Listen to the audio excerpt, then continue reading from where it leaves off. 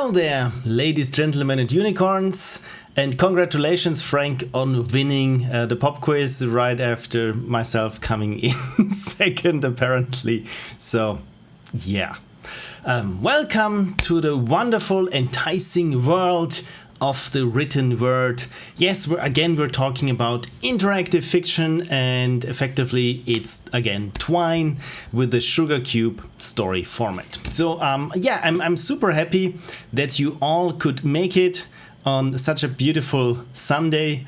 How's the weather with you? Here we had, actually it started raining, but then during the day it got better and better, and now we've had I'm looking at a beautiful post-sunset right now. It looks like Pixar did the sky. You know, the clouds that are purple on top and orange, red on the bottom. It's quite nice. It's quite nice. Automated Unicorn told me that you set the questions. So yeah, I guilty as charged. I came up with all of the questions and hence all of the answers. And again, I really apologize for most of the questions probably being too hard for the average gamer. It's just because, yeah, you know me, I'm a game game industry history nerd. So yeah, this is where most of the questions come from. And Frank has subscribed again. Thank you so much for your subscription, Frank. I really should have some sort of clip here for this occasion, but all I got is a damn fine cup of coffee. Yeah, all I have is wonderful tap water, which is already a bit stale, but yeah, there we go. Whenever I say the word unicorn, and I will forget for most of the time, then let's all have a sip of water because it's fun and healthy to stay hydrated. Unicorn, there we are, and prime numbers are best. Yes, you're currently subscribed for 11 months. So yeah, this is a beautiful prime number because it's also in binary. And in binary, it's 3, if I'm not mistaken. So yeah, the more you know. Which brings us right back into the thick of it. Again, programming with Twine and doing some interactive fiction. So if you're entirely new to this and with just 6 viewers, I think most of you were here the last time. Thank you so much. But if you're new to this, on YouTube, I archive my streams. And from last week, there was this introduction to interactive fiction. So if you're completely new to Twine and interactive fiction, you might want to check that out as well. Because today it's more practical. Because as I said in the last stream, I'm toying a bit with a little interactive fiction project of my own, starring a 1940s film noir detective. It's all super stereotypical at this point, but I got some postmodernist ideas for it. But yeah, so far I'm just trying to get the story started and implemented. Right, Frank hasn't been able to catch up on last week. It's okay, no worries. I'm not angry. I'm just disappointed. So no worries. So let me switch over. And I'm going to tell you about my development system for today. Yeah, it's not. I'm probably overpromising when I'm calling it a development system. But all I need is Twine and Notepad++. Actually, all you would need is just Twine. But as I've said in the last stream, when you edit certain passages in Twine, passages are just sections of text. You don't really have some sort of syntax or context highlighting whatsoever. Everything is just gray. And if you close a passage and come back to it and you want to undo something, yeah, it doesn't work. So this is why I'm using Notepad, because I got unlimited undos and also syntax highlighting. But syntax highlighting for weird formats such as the Sugar Cube 2 format inside Twine, yeah, it doesn't really come with the languages in Notepad, but I can point you to my GitHub, and there is SugarCube NPP, which is just the syntax highlighting for Notepad++. It tells you here exactly how to install it. It's not perfect. It's because of all these super encapsulated things that tend to happen when you nest JavaScript inside some sugar cube macros, inside CSS, inside HTML. So it might, not always work, but most of the time, at least it shows you where the variables and important things are. Also, thank you for feeding the automated unicorn. Right, so I'm not quite sure if you need it, but still, here is the link. I'm going to post it in the chat. There we go, in case you need it. There are 8 commits now, and I think I did all inside the browser when I was updating things. And the most commits, I think, are just to the README file. Anyway, so yeah, all you need is Notepad++ in my case, syntax highlighting, because now it shows up here in language under sugar cube dark. I only have a dark version because you can see basic ink HTML markdown is pre-installed, but pretty much everything that I do is dark because I'm the prince of darkness. Right. I already started my detective game, and since it lives currently only in the Dropbox, and I also sometimes I want to work on it while I'm on the go in a wonderful cafe or something, or at Starbucks, I also I have it in my Dropbox that I can continue working on my completely underpowered Microsoft Surface tablet. But the cool thing is Twine doesn't really need that big of a machine. So pretty much everything just lives in my Dropbox, and when I'm done, I export it, save it to the Dropbox, which allows me to just, this is the current version, I just drop it in here and it shows up, which is wonderful. This is really what I enjoy about Twine. Right, so let me full screen this, and yeah, the browser we will need, but maybe snap it like so. My god, so many windows. I don't need the team viewer now. There we go.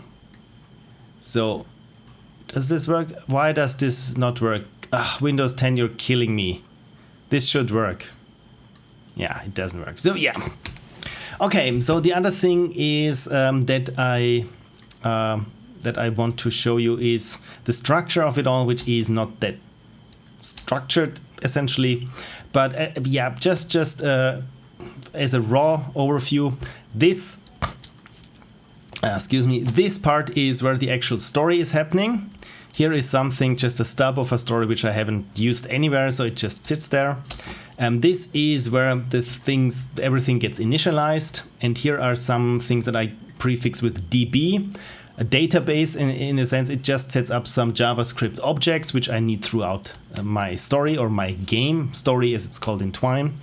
Then here I got some things that are prefixed with an F, as in function, like update the bar, check stat changes, and show items.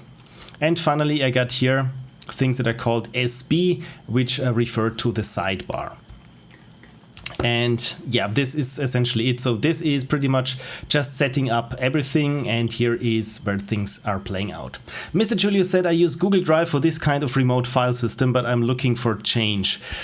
Personally, I've tried OneDrive, I've tried Google Drive, and I've tried Dropbox. And so far I'm sticking with Dropbox because I think for almost 10 years, if not longer, Dropbox has been my go-to when it comes to keeping my files synced. So I know how it works, and I also know about its quirks. And I think the most important factor is that I'm paying for it royally each year, but which allows me that I have, I think, is it 2 terabytes now?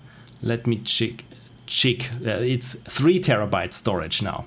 So I don't even use 1.5 terabytes of it. I think I'm using like 600 gigabytes.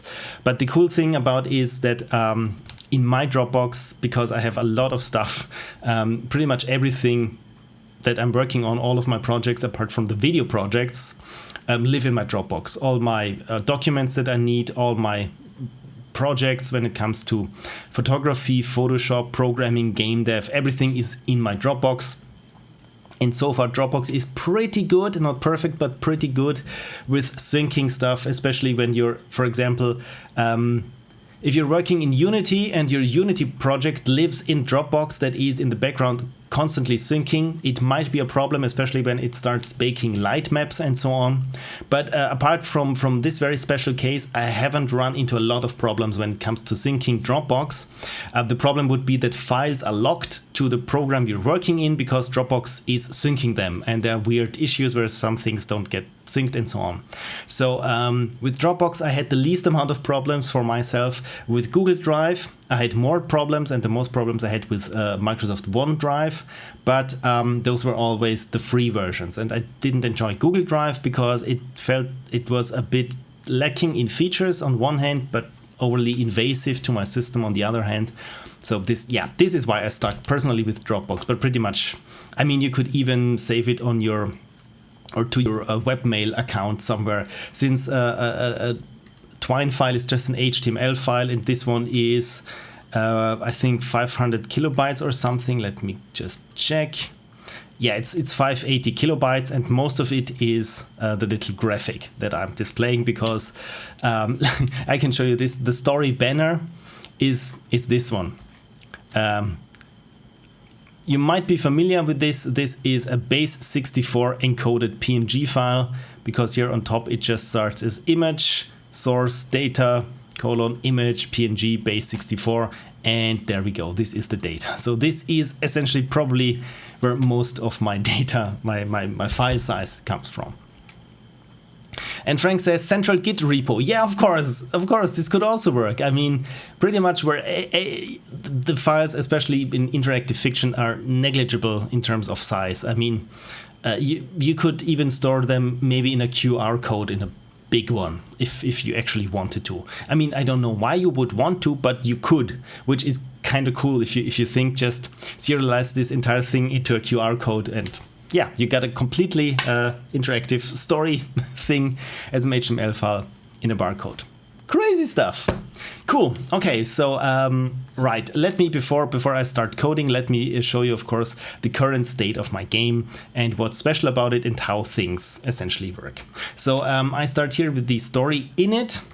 And this is what I'll be doing constantly, is just I will copy it and paste it here in Notepad, where we get syntax highlighting. So essentially, my game is intended to be some sort of RPG where you create a character, and the character, there are certain checks for stats. In my case, I just went with perception, knowledge, eloquence, skill, compassion, and bitterness. And bitterness is, I think, still from testing, because I just wanted, if I could add certain stats that aren't defined here from the get-go. But I don't know why I should need bitterness, but maybe it would come in handy. Right, then I got some, as you can see here, some include statements, some include macros, which refer to this database. Essentially, they're just setting up objects, because you can see here this construction. I want to use enums, but you can't have enums or proper enums in JavaScript. But I always like enums because with JavaScript, you don't run into an error until the program is at the line that it wants to execute, and there is an error, or maybe there is something undefined. But with this sort of setup, I get errors when I maybe did a typo or something. So like this. Right. Frank says, surely perk means percolator and is inspired by coffee.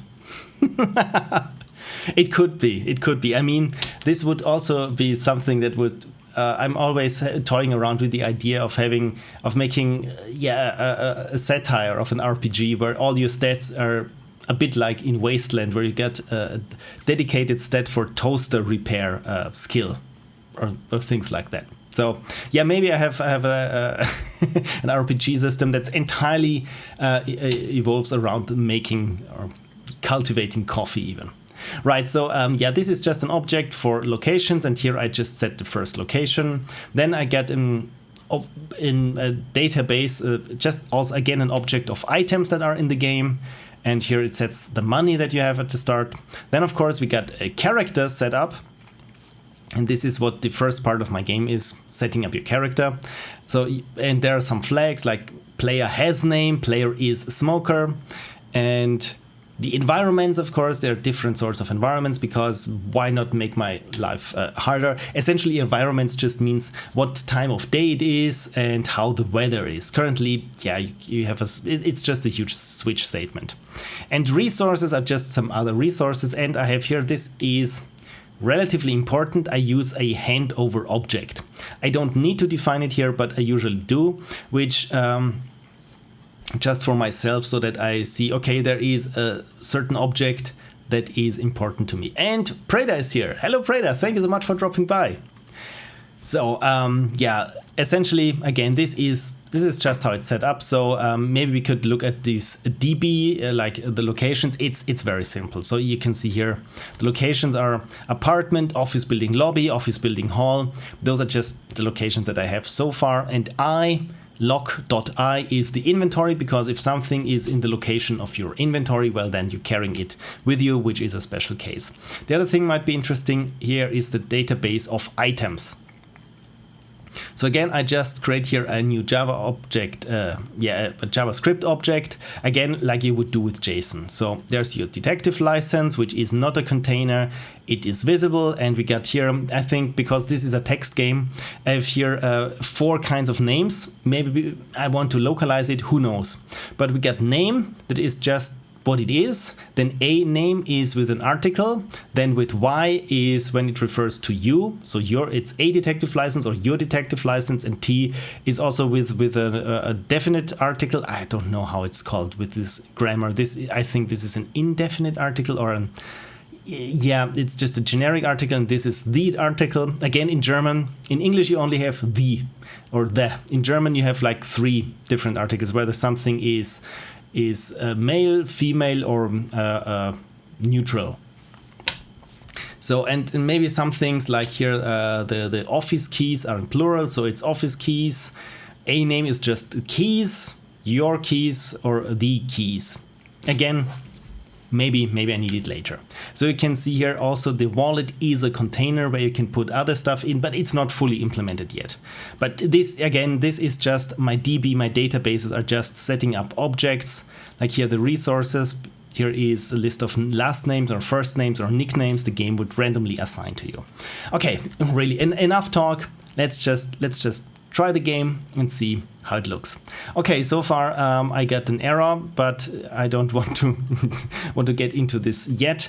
One important thing is, of course, I need to set the starting position there where the game actually starts, and not here where I was debugging in apartment 2. So I just say start story here. Start story here. Do I have to be zoomed out? I'm not quite sure why this is not working. Why don't you let me start the story here? Start story here. Start story here. This must be a bug. You know what? Let's relaunch Twine. And Frank says it's definitely an article. Right? Yeah. Grammar. Okay. Yeah. Now it just didn't update the little icon there. So we're good. So let's play the game from this state. And it opened up a new browser tab, but here we are, and I still got this bad evaluation of string. In string is undefined. And why is the in string undefined? Because it asks here for location. So again, this sidebar that's happening here, you know what, let's just ignore this for now. Because if I start debugging this, I think things will get more problematic already. Right, so this location, it essentially it just should tell you apartment or the location that you are in. Currently I have that the in string is undefined. So yeah, we will take care of this later. Right, so this is the sidebar which you can collapse. Wow, really at this time, helicopters, sure, why not? Excuse me. So yeah, you can collapse and expand this sidebar and there, which is cool. This is the Twine Detective working title. This is the PNG file that's base64 encoded in the HTML file. Not the best way to do things in terms of compression, but again, it's like that I have everything in one place. Come on, it's not a bug, it's a feature, right? I'm so bad at marketing apparently. So yeah, the other thing with every location is you get a time of day and a certain, yeah, it's morning and a weather, which just says sunny probably, yeah. Right now it's just emoji because they work the fastest. Then we get an inventory and some character stats which you can expand. Again, those are just currently stand-in. They should populate as you play the game. So yeah, let's do that. Let's play the game. Right, so this essentially the first part here is character creation. Let's make this a bit bigger that you can read along if you want. So yeah, let me just narrate it. You awaken in a dingy little apartment. Traffic from the morning's rush hour filters through the curtains, as does the smell from scorching tarmac and whatever they are frying this day at the diner across the street. The first thing you see is your detective's license. Yeah, propped up on your nightstand. It's there to remind you why you get up. So why do you get up every morning? And we got here a set of 3 options. So it's that I don't have to look at it again. I get up because somebody might need my services and to learn or to learn more about this world and who's running it. So which one shall we pick? Because depending on your choice, you if you recall or memorize what we have here with the character creation, depending on what you pick, it also influences the stats you have at the beginning. So I'm still waiting for the chat, which means cheers.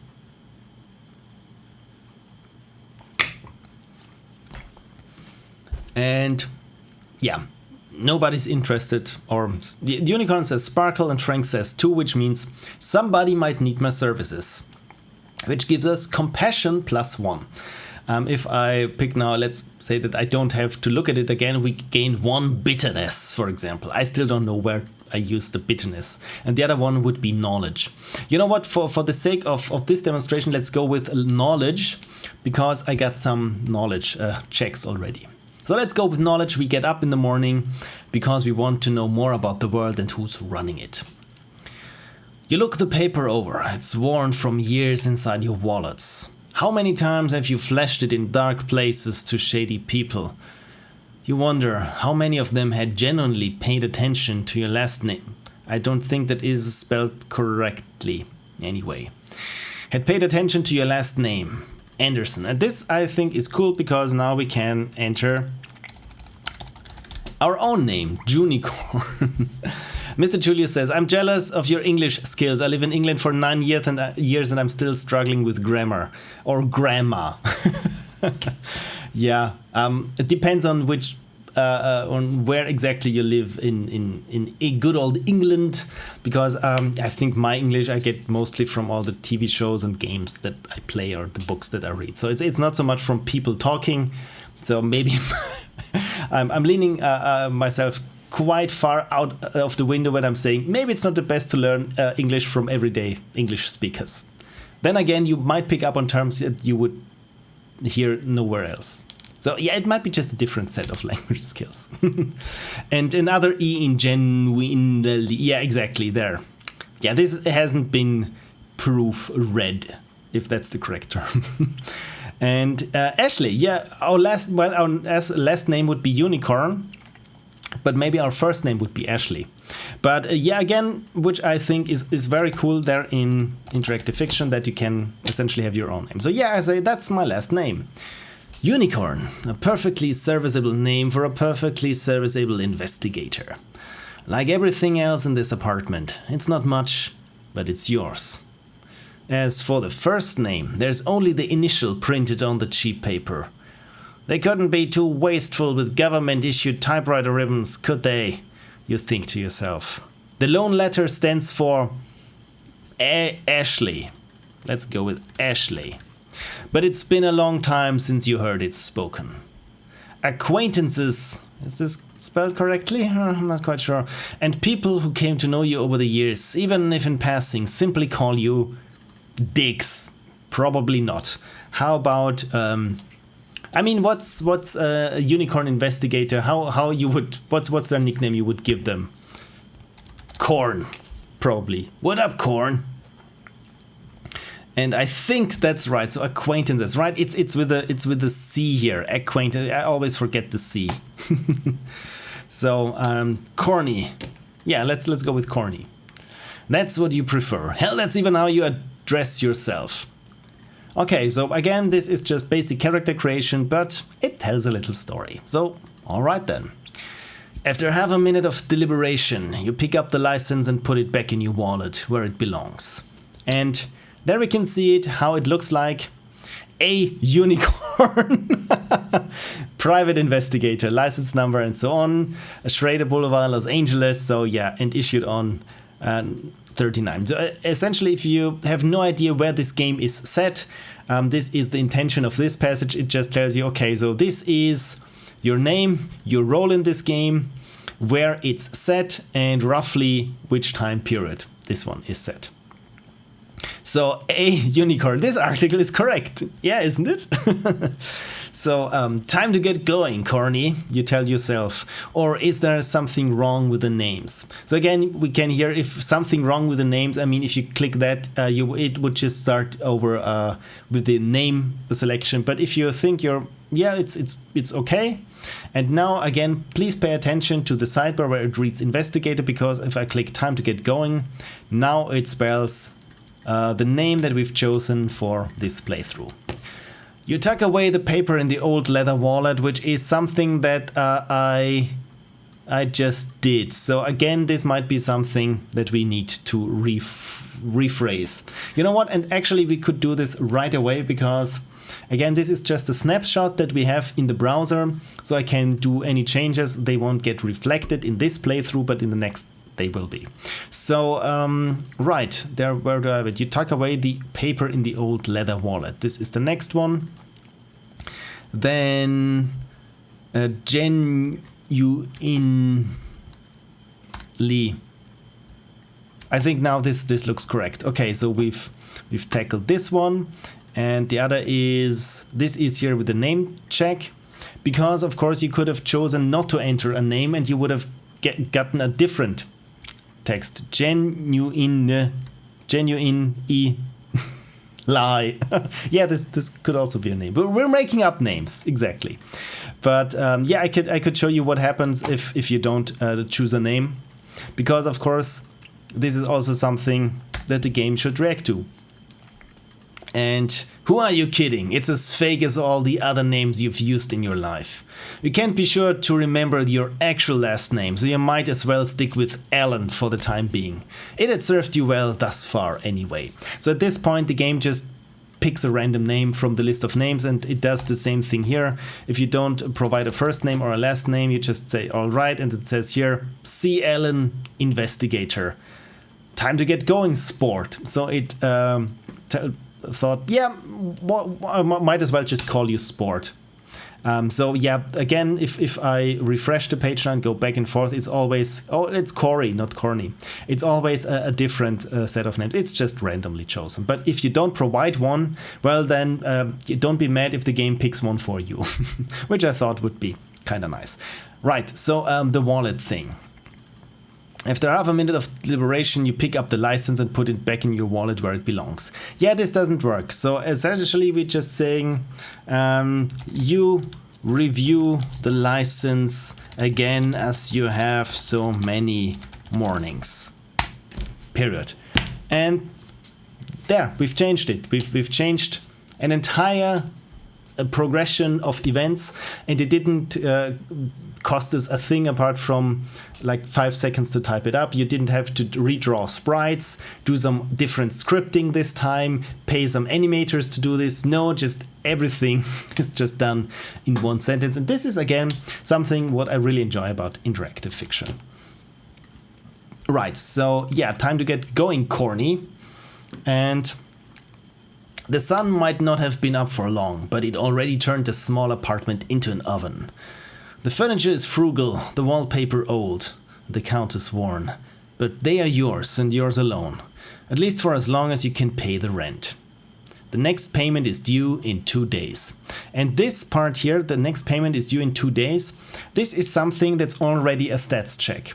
Because if I review the character and we get here a knowledge of 2, If your knowledge is less than 2, then this passage would read whenever that is, because you're not knowledgeable enough to know when your next rent payment is. And if you read this, you wouldn't know it, that there is something going on behind the curtain. But maybe if you replay it, then certain passages might be, of course, different, because you're essentially playing as a different character. You shuffle over to the small mirror and sink that are mounted on the wall next to the kitchen counter for your morning routine. So now I decided at this point, maybe small mirror is something, or at least the exit to the next passage is just something hyperlinked there in the text. So we go over to the small mirror, and you've looked better, but considering you got roughed up by Lupino's goons a week prior, you're not complaining. The mirror never replies anyway. You look closer. The bruises have almost healed by now. Only a faint bluish tinge remains around your eyes. So what are my eyes? Are they good-hearted, vigilant, seasoned, trustworthy, or playful? So again, this is something that defines your character stats. But again, since this is a text game, I thought it's nice to let players choose what kind of eyes they have. Let's go with vigilant, for example, and then I click eyes and thus advance the passage. So perception +1 because my eyes are vigilant. Again, if I chose maybe good-hearted, then I get compassion +1, or playful for some reason grants me skill +1. So what did I say? Yeah, let's go with seasoned, which is knowledge. Again, knowledge +1. You continue to make yourself presentable enough for the day. It'll do, you assure yourself, and slip into yesterday's clothes that are neatly draped over a simple chair close to the bed.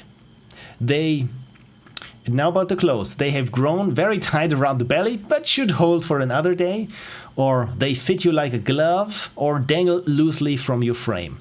And again, character creation. It's not a slider where you can change the physique or frame or appearance of your character, but you just choose one of those 3 options. And depending on these options, again, the game keeps track of whether your character is a bit chunky, is average, or is very slim.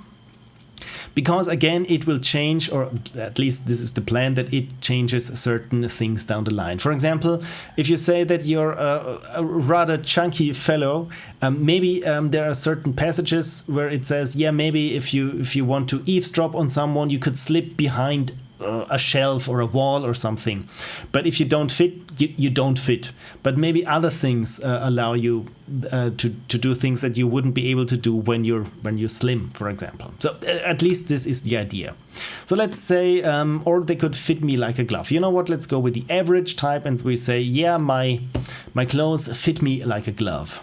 You've worn this size since post-puberty, and you're likely to wear it to your funeral. Of course, again, this is something, as you would have guessed, different depending on what you choose. You pocket your wallet. The temperature is rising and giving you trouble. There is the urge again, the urge for the straw you've been clinging to for most of your life. What is your vice? And we get a choice of 4 vices. And last time we had Lady Misty who said, tea might not be that much of a vice, but we could exchange it for chocolate, for example. And our vice, of course, is coffee. But again, we could also go for a cigarette, bourbon, or tea. But let's go with a mug of coffee. You put a pot on the stove. The water boils quickly. It needed little help anyway. You open the dusty Maxwell House can and heap a spoon with its contents. You can almost see the bottom peek through the grounds. The remaining coffee could last you another week if you're conservative. You are not, and pour half of it into the mug. Mesmerized, your eyes track the spoon you stir the water with. Yes, that's how you like it. No milk, no sugar, black as the night, and plenty of it. As soon as you can, you chug it down in one, sweat running down your temples and back. You feel better by the second. Tomorrow you will run out of coffee, but that's a different story. For today, you return the old can to its place. That's better. Also, bourbon with an U, did I...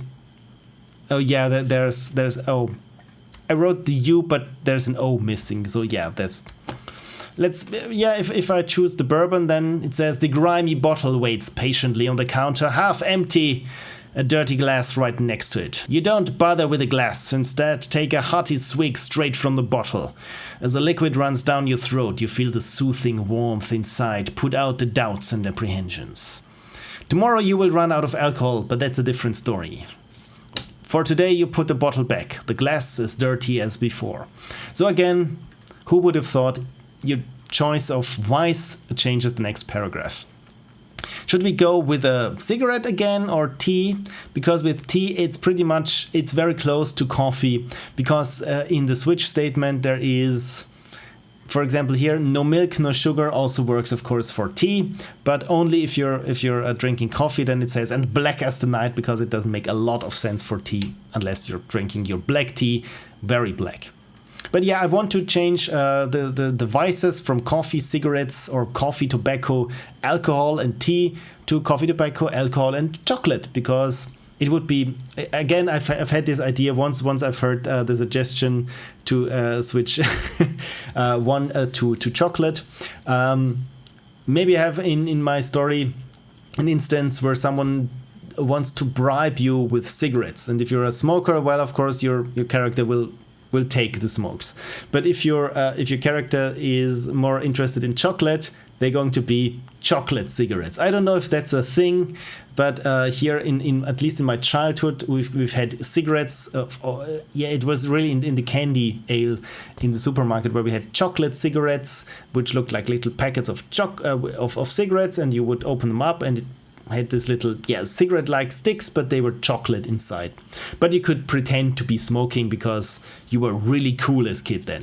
What were the thinking? And I still think today there are also gum cigarettes in the candy stores. I mean, somehow this went under the radar. Yeah. Anyway, let's go with coffee. We've already read this passage, but that's better.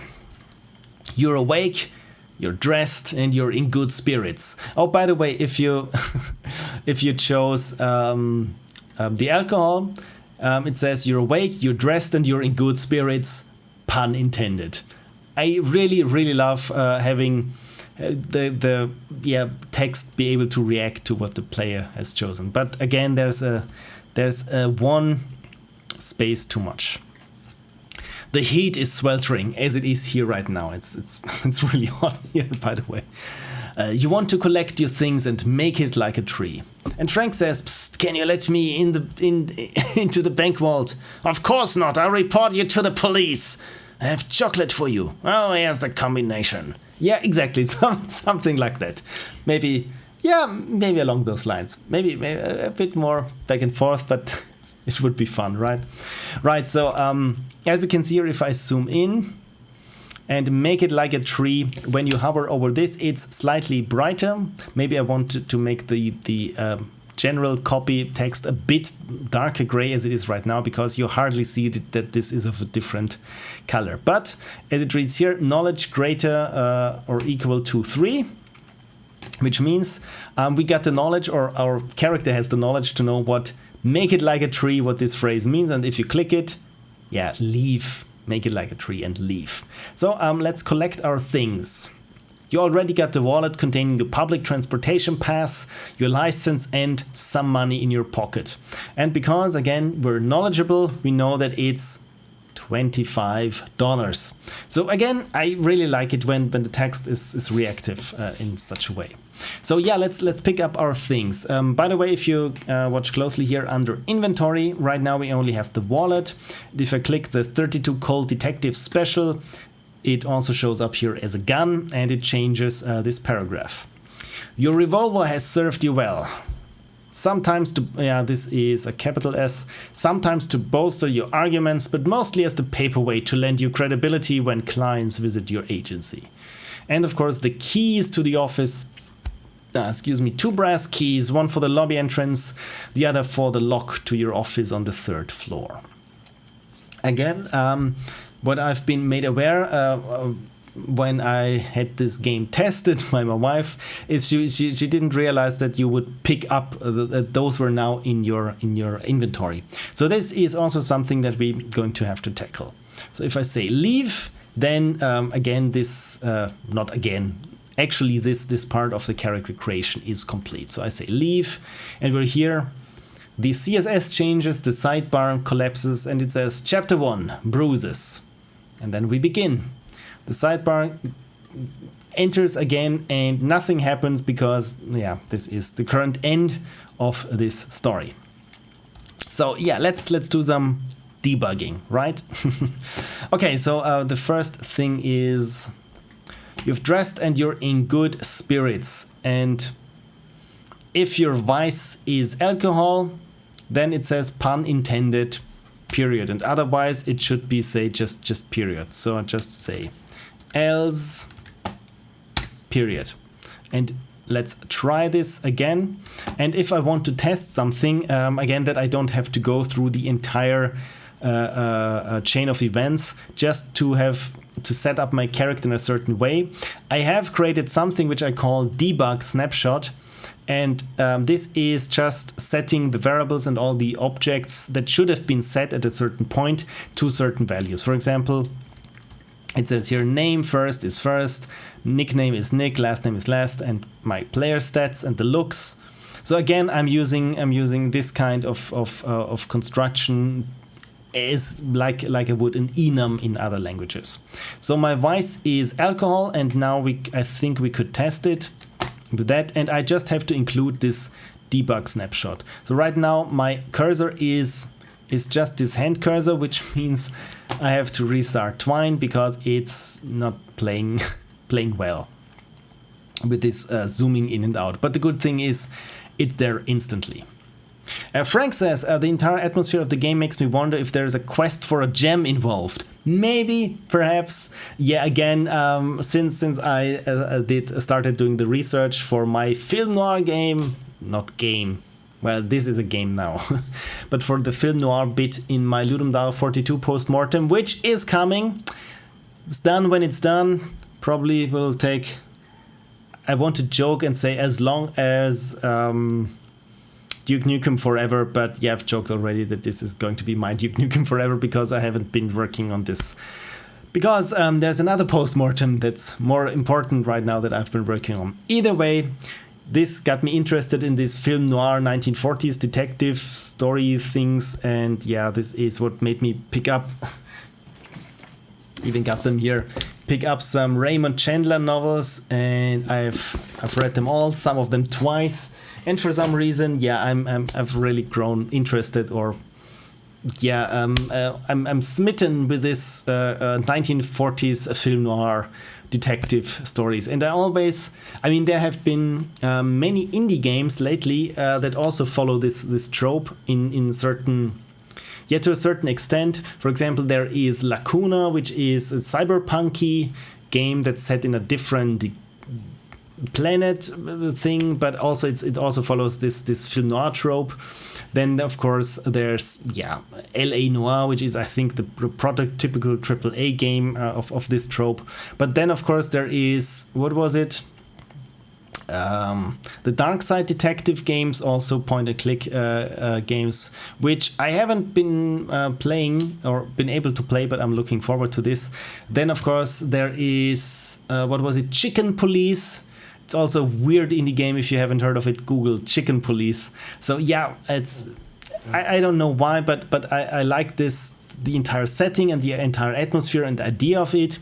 But then I just, at some point I want to give it a twist that it's not just a pastiche of Raymond Chandler, just written badly. Right, I completely lost track where I wanted to go. Right, this debug snapshot there. And I want to check this with the vice of alcohol, where it's my vice is alcohol and it's not, and all I have to do is just say include debug snapshot, and then I can start the story just from here. And please in this, and of course now I got here a lot of problems on the sidebar, but it's okay because for now, here it works, pun intended, and the period is in the right place. But if I want to change it that it's not alcohol, but our vice is, right there it says is tobacco, and I play it then good spirits. And again, there is this trailing space. And now I want to really investigate where this space is coming from. And to do that, I can play the game when I started here. And it says test story starting here, which I also have here as test as this little bug, ladybug icon, which is, yeah, the debugging view. And essentially it displays everything that is usually not being displayed. So for example, all here in the story init, all the setters, and includes, when I hover over it, it really tells me what is happening at what point. So we are here just interested in good spirits, and there is a space and there is an else. But yeah, it's the space before this if condition that is not met. So I think this is where we start doing our changes. So you're in good spirits, and then I just, yeah, get rid of the space before, and I think that was it. And inform has the same thing. Yeah, the curse of extra spaces and missing periods caused by if-else blocks. Yeah, there is one thing that I should have tried, and that is no burr, which means no break. So all the breaks there in the text should happen only when I actually or explicitly make them. But of course, if there's a space somewhere before if runs, well, a space is not a break. So essentially it wouldn't make a lot of difference. But again, let's try this here, and you're in good spirits, and this space that is too much is gone. Of course, if you're lazy but somewhat clever, what you could do is, if you're quite sure that there's never a space before a period, you could take the entire page that you have and just run a regular expression over it, and just take out any spaces that are before periods, which is just just pushing away the problem for somebody else to take care of it. So I mean, this could work. It's like automatically searching for the first correct answer to a problem on Stack Overflow and executing that code as you're reading it. It's possible. It's possible. That's the weird thing. Cool. Right. So the other thing, of course, that I want to tackle is now with this debug snapshot. Again, if I play this now, we get a lot of bad conditions where certain things are not met. For example, if item location, set items, push item. So location, state variable location is not set or is undefined. And I wonder why, but probably because this story int, where it actually should set here the location to the location apartment, but for some reason it's not correct, and I don't know why. But I have a hunch. You know what? Let's check here in the sidebar where it says location. So there I get a div class for location name equals setup capitalize location. You know what? I don't need actually to capitalize it. I can just print the location, because my locations are stored in this object, and if I just put it in here as I would write them usually, just apartment with a capital A, I wouldn't have to do this capitalization anyway. So maybe this already helps. No, it does not, but because now we're not here with the location, but we're here in the inventory. And there is something weird happening in the inventory. So let me check it, what it is. So sidebar inventory, I'm just going to copy this over and paste it here so that I get context highlighting. Right, so essentially what I'm doing is when I'm creating the inventory on the sidebar, I'm going through all the items that I have and just display those which are of location I for inventory. And to do this, I just use all the keys that I have in the item object just to get an array out of it. And of course, the key is the keys at the position that we are in the loop, and the item is the item of, or with the key, the value at this key. So yeah, it's a bit weird JavaScript. Yeah, you know how it is. So if the item location is equal to lock.i, then it's an inventory thing. And let me make sure that I is essentially the inventory. Yes, it is inventory. But I'm not quite sure if whether I might be a reserved variable. This was location. There we go with inventory. All right, I was here. So yeah, if location, this is spelled correctly, then set items. Right, items is just an empty array, and all items that are of location. Inventory, I just push into this array, and in the end I just display the contents of this array. Right, which works. Key setup capitalize items. You know what? I probably try not this equal sign, which is usually just there to print a naked variable. But if I say print, then it should evaluate this first and not try to print it as a naked variable. And of course, I need to copy and paste it here. And let's try this again. And it didn't really help a lot because it's always something is undefined. Something is undefined, and it's essentially for all our objects are undefined if and only if I'm using my debug snapshot. If I'm not using my debug snapshot, I probably don't get this error. No. So there is something problematic with that. And let's have a look at the snapshot. And currently preferences is smoker. The location is location of apartment. This should not be for the player, but yeah, never mind. So the location is location apartment. And I'm not quite sure what the problem is, because I think there is nothing that pertains to the inventory or the items. But I think maybe it's... Oh, I get it. I get now the problem. You see this? I'm just changing this location to location, but actually its lock is of course the resource, the object that's that just holds all the locations, and not the current location we are in. Actually, it should read. I'm sorry for this behavior. It should read location is location apartment, and now it should work because it was overwriting this location object, and then of course it didn't work. So include debug snapshot, and now it should work. Now it should work. Famous last words in terms of programming, but yeah, now it does work. And if I collect my things, now they also show up in the inventory. Wonderful.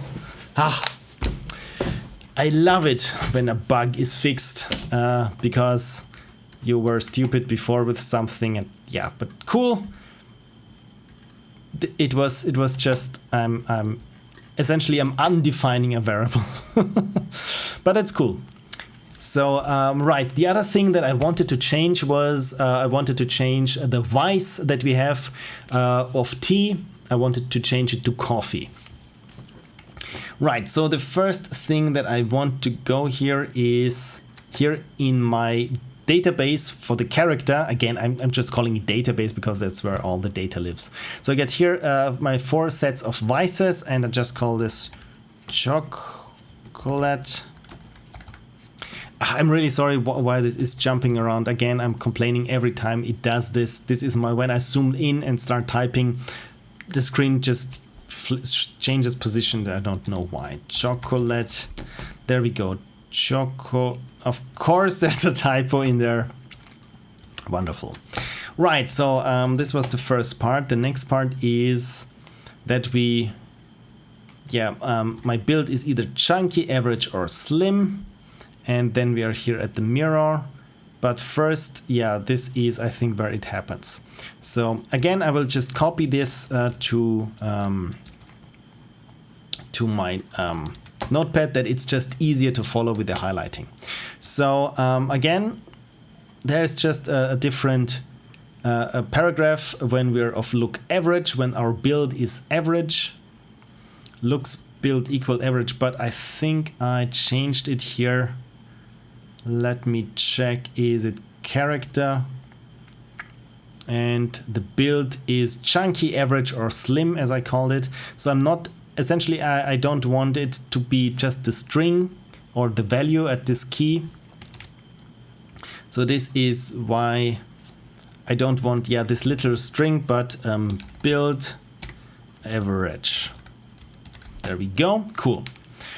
Right, then there's text, and set the wallet location. So at this point, the game puts the wallet in our pocket, and you pocket your wallet. So this makes sense as a programmer, that you pocket the wallet and there it is already in the inventory.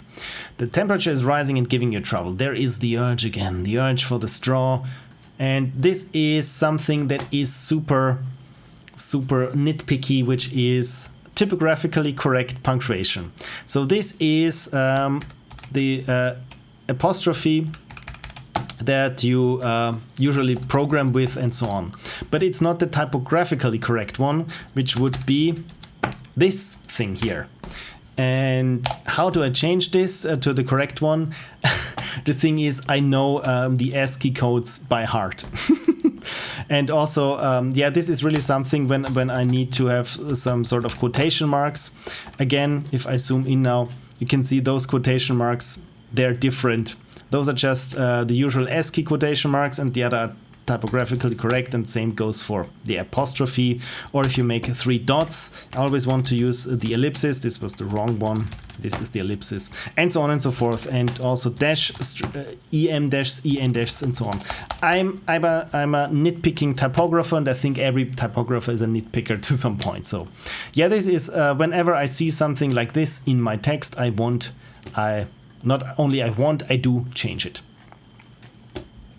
Right, so this is the urge we've been clinging to.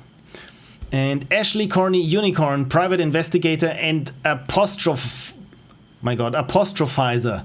Exactly. Yeah. Let's let's blame it on the unicorn. Cheers.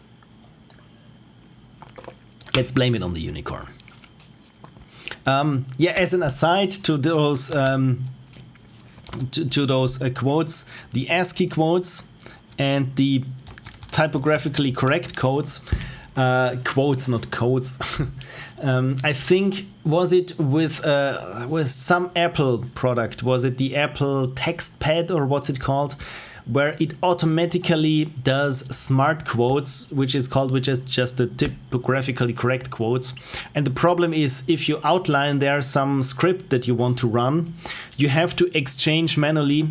I'm not touching anything. I don't know why it jumps back. You manually have to exchange those smart quotes in your programming code with the ASCII codes, because smart quotes won't register as startings or endings of a string naturally. So yeah, this is something to be on the lookout. Especially also, I've seen it on blogs with WordPress, where also they run some weird things that always make it look typographically pleasing, and there are some code snippets which are just mangled by, yeah, typographically correct punctuation. End of tangent. Well, this one. Cool. Okay, so right, we got a mug of coffee, a quick cigarette, a cup of tea, or a sip of, there we go, bourbon. Thanks again. And same happens with dashes. Exactly. Yeah, my God, dashes and the minus sign. -1 or or em-1. You can hardly see it, but there's a difference, right?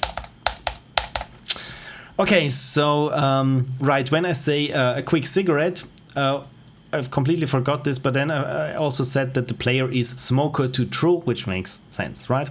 So, but instead of a cup of tea, let's say a bite of chocolate. And then, of course, we need to set device to chocolate. And in the following paragraph or a passage, we need to make sure that actually, or was it that, oh, those are the eyes. There we go. The name changes is here. The typewriter for however long that is. Where was this? The average build. There we go. So this just paste. And I got a no break. Good. So the next one is apartment 1. And this one, you can see this is a long one because it has all the different, let me add the line breaks. Is there a line break? Yes, there is a line break. Because it got all the different text on depending on what your build is and what your vice is, right? There is something missing. There is the urge again for the straw you've been clinging to for...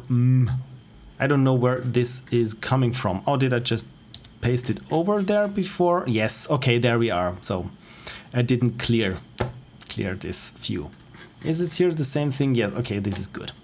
Right, so here I'm just switching on what is the player's vice. And you can see here, this one is nested because coffee and tea, you can put up a pot of water on the stove for either.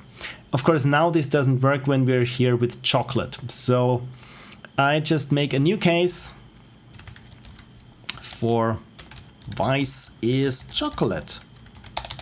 And you don't have to terminate cases with a break or something.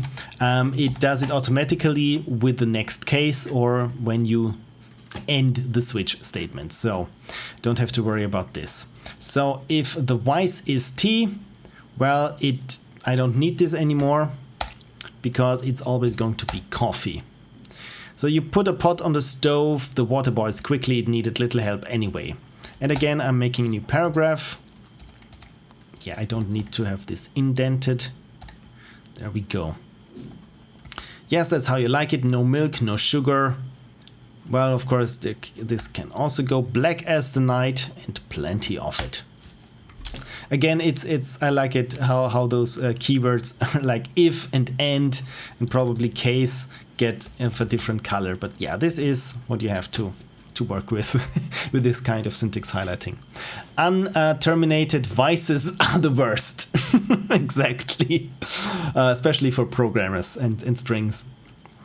Okay, so yes, that's how you like it. No milk, no sugar, black as the night, and plenty of it. You know what? This could also work for chocolate if it's not milk chocolate. So maybe I can salvage parts of this. But it's interesting. If your vice is coffee, you get 3 paragraphs of text. If your vice is tobacco, you get 1 paragraph, and if your vice is alcohol, you also get 1 paragraph. And I just noticed that there is no paragraph there, and also none for chocolate as of now. Good, okay, so we got this switch here. Write what you know, exactly. So I think if you're doing criminal novels or thrillers, it's good to have killed or murdered before because it's right what you know. And the real X Parker is here. Good evening. Thank you so much, X Parker, for the real X Parker, excuse me, for dropping by. I'm just changing now in my detective story what happens, or the vice you could choose as a player. Your vice could be either coffee, which I've written plenty about. Your vice could be tobacco, which I've written a little about, and your vice could be alcohol, which I don't know a lot about. So this is why the text is running shorter and shorter. Right, so of course I need to change also this one here, this switch statement, but for now I just keep it as it is because again there still is tea and coffee showing up, and we've just eradicated tea for chocolate. Okay, so this is the creative writing part. Okay, I need to get back into the story. We are this investigator, and it's whatever their vice is, they feel this craving because it's one of those days where just to get out of bed in the morning, to get going, you need to treat yourself already for things you haven't done yet. So with the coffee, you put a pot on the stove. So as for the detective, my detective probably has a bunch of, pieces of chocolate, or is it just bars of chocolate, or is it one big chunk of chocolate? You know what? This I need to Google now because for the correct English term, because in German, oh, this was the wrong address. We call this entire block. It's not a block. It's, yeah, exactly. This is the thing that I'm the word that I'm missing. Because in German we say a board of chocolate as in a blackboard. So there we go. A bar of chocolate. It's a bar, really, but I thought a bar is like some candy bar, like bar shaped, and not this entire thing. Yeah, never mind. If it's called a bar of chocolate, it's a bar of chocolate. But again, it's in German. It's a board of chocolate. This is what we call it. But yeah, okay. So it's you open a drawer in the coolest part of the kitchenette where you keep all the chocolate for times of need. I think I've written times of need before, but yeah, let me see if I find this times of need or just of need in this, yeah, in moments of need. Okay, so this is good because it doesn't count. You wouldn't see both of those on screen. So yeah, it's moments of need works for both, right? So you open a drawer in the coolest part of the kitchenette where you keep all the chocolate for times of need. That didn't help much. Times of need. New paragraph. There are still 2 more bars left, and all of them are equally mushy. Or what's it if it's squishy, if it's not solid, if it's half melted, equally. Yeah, I'm looking for the word. There's those that come in inverse waffle shape that you can break into little blocks. I think those should be called chocolate matrices. Exactly, those that we call in German chocolate boards or Tafel Schokolade would be chocolate matrix, because it would make a lot of sense to call this chocolate matrices. I think you're on there. You're on something. My God, I don't know how to construct this sentence, but you know what I mean. I'd say soft or molten. Right, soft, of course. And all of them are equally molten. I think molten. There's still 2 more bars left, and all of them are equally molten. Or, you know what? Let's use a semicolon because we're programmers and I enjoy. And all of them are half melted, says the digital insanity. And all of them are equally half melted. Doesn't roll off the tongue. All of them are equally, yeah. And all of them show equal signs of heat damage. This is weird. Remove the equally then. Yeah, I think the sentence now works better. Oh God, I've never did some creative writing on stream before, and I know why it's hard, because most of the time you're just in your head fumbling for the correct word you want to put there. And I know if a sentence doesn't feel right, but it's really hard. I just have to try different phrasings to get it more to something that feels good. And if I somehow make it so that the sentence feels like it's as tight as it could, this really gives me some kind of endorphins or something, because if I feel, yeah, now I've nailed exactly what I wanted to say. All of them are half melted. Yeah, I would never want to write on a stream. Yeah, still, I'm taking the heat literally for all of you who ever thought about or considered writing live in a language that is not your first language even.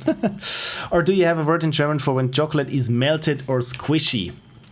Yeah, there is a word. I don't know. It's for whether it's for chocolate, but it works for if you have something that is usually dry and solid, but then it just took on some moisture and then becomes what we call in German labbrig, which means it's just floppy. It's just floppy and soggy. Yeah. So yeah, in German we have words. Gooey. Yeah, this gooey is a good word. I think labbrig and gooey, I would translate labbrig with gooey. But yeah, in German we got weird words for everything. And what's also funny is that we got those compound nouns in German, which we are very fond of. And some of them I've grown up with, but they don't make sense to English speakers. Or if you think about it, what it actually means, it's hilarious. For example, gloves. Right, you know, gloves for your hands. You know what gloves are called in German? If you translate them literally, it's hand shoes. I shit you not, hand shoes, shoes for your hands. It's not hand socks, which would make more sense, but it's hand shoes. Or the other thing is lighter. If you light a cigarette, we call it fire stuff, fire thing, Feuerzeug in German. And yeah, the weird things that like this, and. Of course, as a German speaker, you really don't think about it because this is how you learned it and how you've grown up with. But man, there are many, many words with Zeug, which are just stuff or things or gizmos, essentially. So, Handschön. Oh, Handschuhen in Dutch. Yeah, Dutch and German is very related, I think. I've watched this one series that I've enjoyed as a kid, and I think I've talked about this in the last stream, and this was what was it called? This was a Dutch series from 1981, and it was really hard to track down, but I found a DVD of it, and in Dutch it was called the Sevensprong. Yeah, it's where a pathway splits into 7 different paths.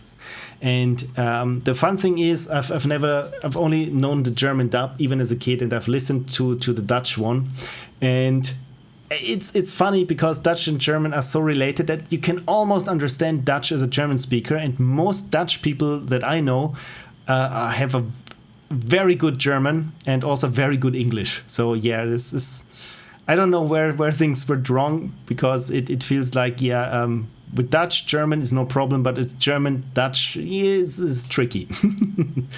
And Dutch is weird though. Yeah, and one Dutch person, I have to say, said Dutch is not so much a language as it is what was the term? I don't want to mangle the punchline. Dutch is not a language, it's more of a disease of the throat. So yeah, probably from all the grachten or something like this. Anyway, we're at creative writing about chocolate, and I'm dancing around just talking about weird language things. Right, there are still 2 more bars left. All of them show equal signs of heat damage. You couldn't care less. And separate one from its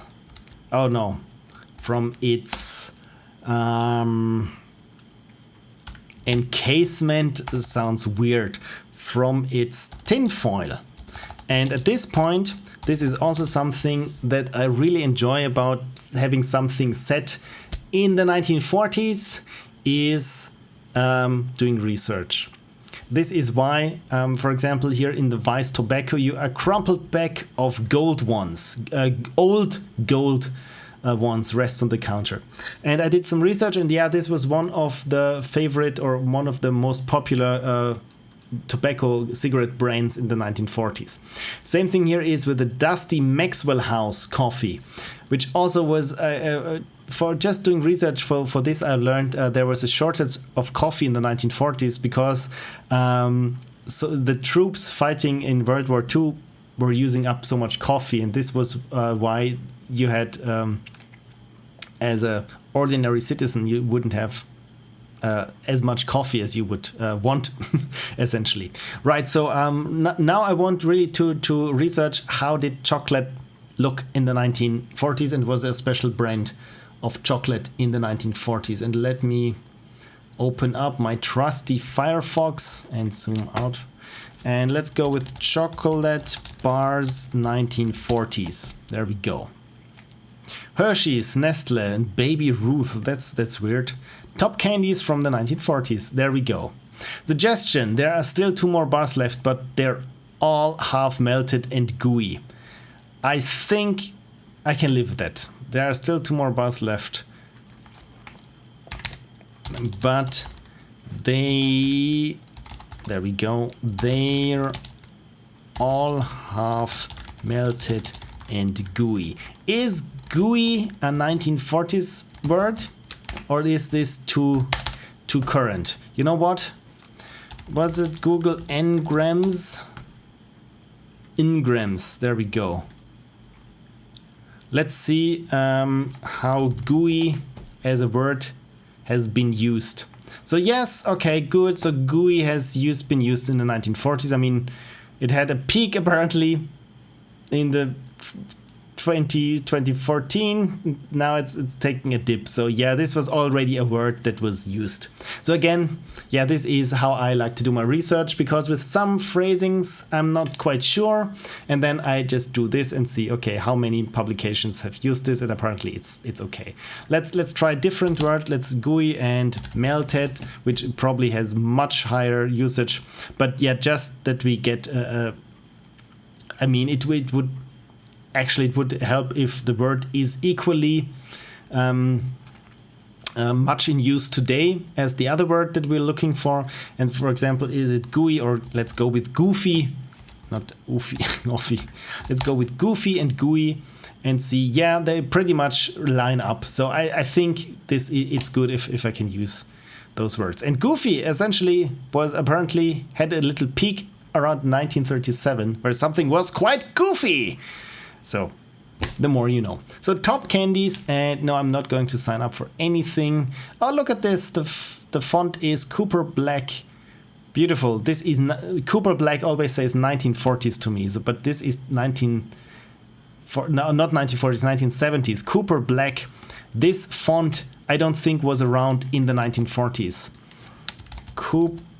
Let's check. Cooper Black font. Cooper Black font, regular, Rifted, Cooper Black, there we go. Was Bruce Cooper, and really 1921.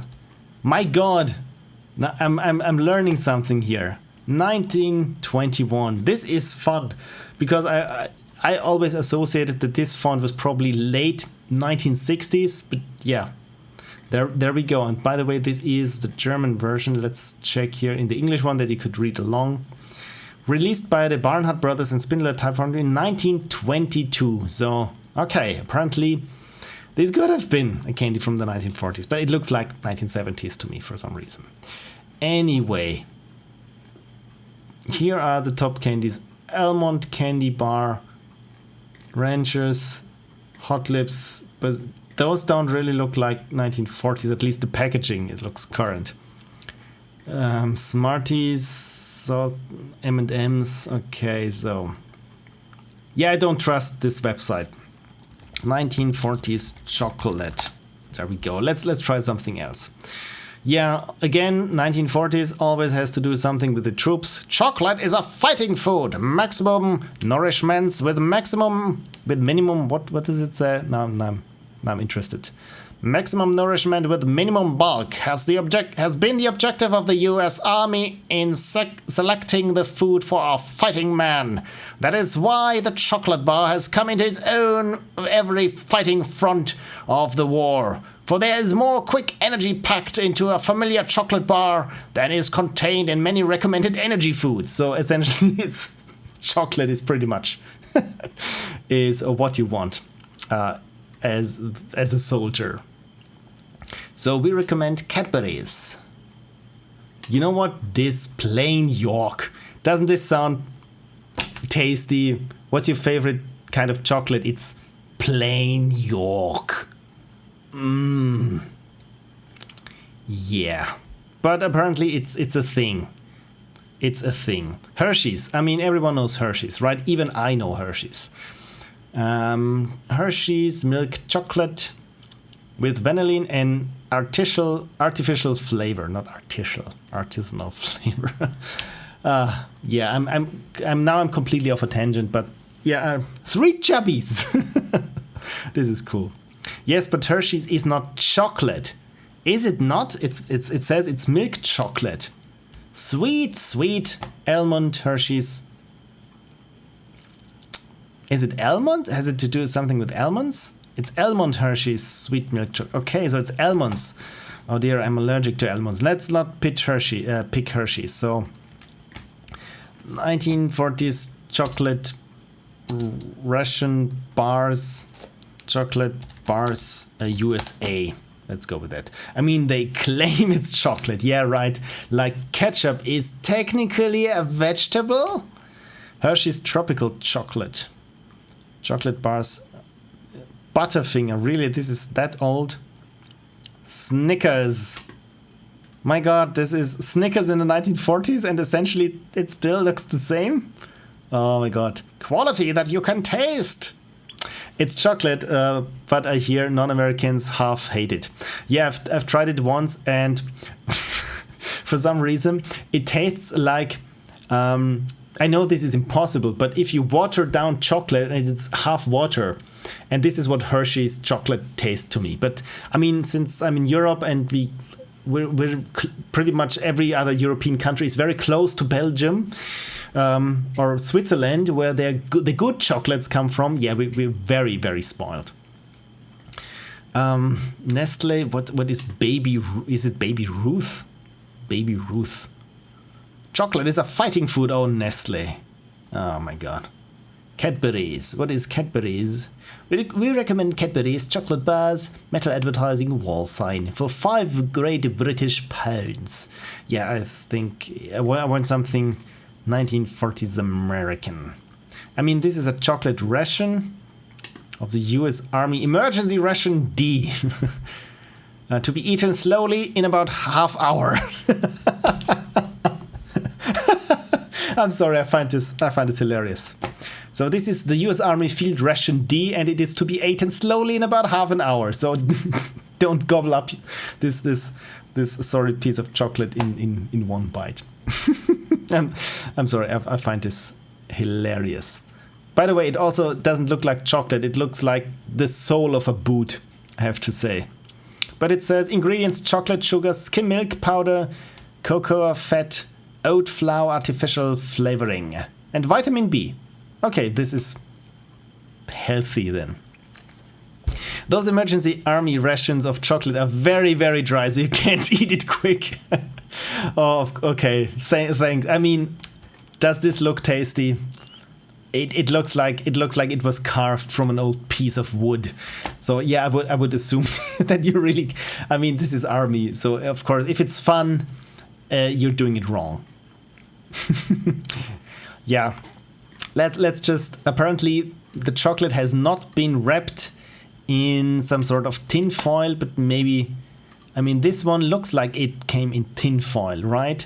Cookie settings, strictly necessary. I don't want any cookies, and yes, I'm dead serious about not accepting any cookies, which is, you know what?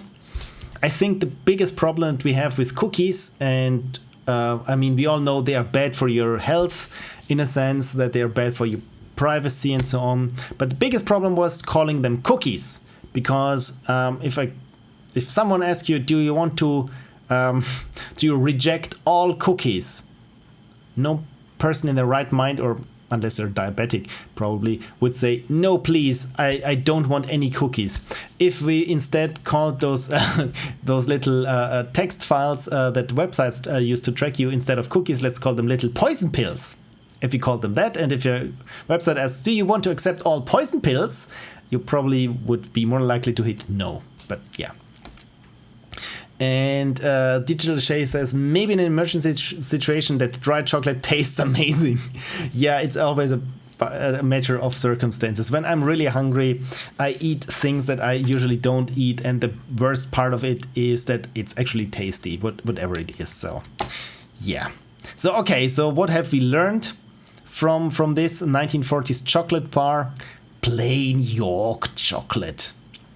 But it came here with this little piece of, this looks like tinfoil, or as we say in German, aluminum foil, or aluminium. I don't know why Americans always say aluminum, because there's an I in there, aluminium. You know it. I'm easily distractible. Okay, so tinfoil, we got this settled. Right, chocolate. You open a drawer in the coolest part of the kitchenette where you keep all the chocolate for times of need. There are still 2 more bars left, but they're all half melted and gooey. You couldn't care less and separate one.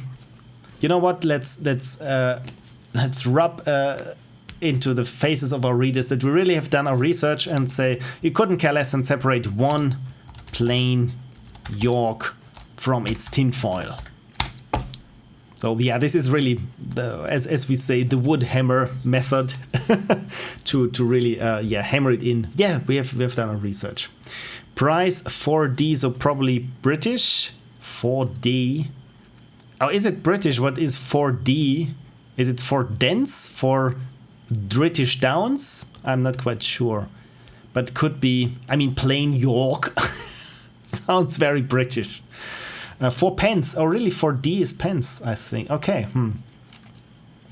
1940s chocolate. What is? You know what? Let's make sure. Plain York chocolate. And let's make double sure. Plain York chocolate. Reese's peanut butter. Plain York. The Lord Price collection. Yeah, this sounds very English. York plain chocolate. Brown rugs. My God. Oh, chocolate brown rugs from York. Okay, so yeah. No, the D is the smaller denomination even, maybe. I'm not sure. 4D is definitely British, though. I've learned something. I didn't know that this was actually... I thought that this was just maybe a measure of how much is in there. Maybe 4 D's of chocolate. I don't know. But it's round trees. Round trees. It's not brown trees, but it's... round trees. Round tree. 1981. Round trees. The seal assortment. It looks very British. Round teas. I'm plain Mr. York of York, Yorks. And I'm proud of York. Take chocolate. I don't know how many improvements in chocolate have been due to that great York firm Roundtree. So it's very, very British. Again,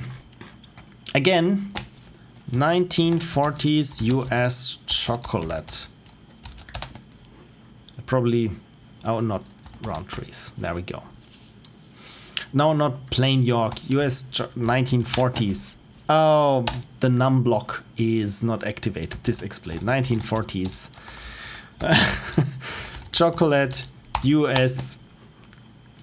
And we got the chocolate rations. And what is this? Mars are marvelous. Thank you, Andrew Ryan. Is a man not entitled to the sweat of his chocolate?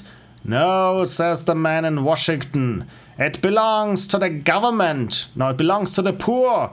No, says the man in the Vatican. It belongs to God. No, says the man in Moscow. It belongs to everyone. Sorry, I've been playing Bioshock. Been catching up with Bioshock. So apparently this... Let's go with our detective likes this ugly Hershey's chocolate. So this is military chocolate. This is probably why it says tropical. You know what? Let's go with 1930s chocolate because hopefully there is no war thing going on. So Musketeers, Hershey's Mr. Good bar. Enjoy one now. Quick energy in every bar. So this was actually energy food, but I really dig this kind of advertisement. So it's a Hershey's. Let's go with that. I think it was renamed the Yorkie, says Digital Shave, or something that I've said many minutes ago. And Frank says also, Roundtree is a British confectionery business based in York, England. Thank you for, yeah, I could have actually looked at the chat and spared myself from the research, but thank you. The Yorkie. Ideally, of course, you have a brand that doesn't exist anymore. Yeah, exactly. This would be nice. If you pick Mars or Hershey's, that doesn't say research. It does not. But if I say one of Mr. Good bars, and then you research Mr. Good bars, maybe one, where we go, you separate one Mr. Good bar from its peers and chomp down. Now chomp down is a bit too informal, I think. And tropical on military chocolate might be about how melty it is, as in meant for warmer climates. Oh, this makes sense. I just thought, now with the wonderful taste of coconut nut shell. Oh. Ciao. Mr. Goodbar apparently still exists today. Damn it! It's a good name. What's that? Curtis Oh, it's Butterfinger. It's still Butterfinger. It was apparently Musketeers. Apparently, it's a lot. Coffee is has a high longevity. The timeline of classic candy bars. There we go. This says research, right? It's from the GoPuff blog. Mr. Goodbar is still around, usually as a little tiny bars in chocolate bags. So they've shrunken over the decades even further that it's now those only tiny bars, which they say is fun-sized, and I couldn't think of anything that's less fun than having to unwrap little tiny pieces of chocolate. Fun-sized means to me it's much, much bigger. This is family-sized, what I understand of fun-sized. Never mind, I'm ranting again. Okay, so Hershey's milk chocolate 1900s, 1920, Baby Ruth. The Curtis candy redesign, it's candy cake confectionery. Why it's candy cake confectionery, but this one is not with a K. Butterfinger 1920. My god, those things are old. Milky Way, Reese's, Snickers 1930s. My god, those are Kit Kat 19. Dove milk chocolate. I always really, since 1939, I always think, when I think of Dove, I think of soap. There we go. Almond Joy. So those are the 40s. Where are the 40s? Apparently there was nothing. Yeah, this didn't really help us a lot. So apparently they just list what is still around or when it was first developed. Yeah, so Hershey's chocolate bars. Yeah.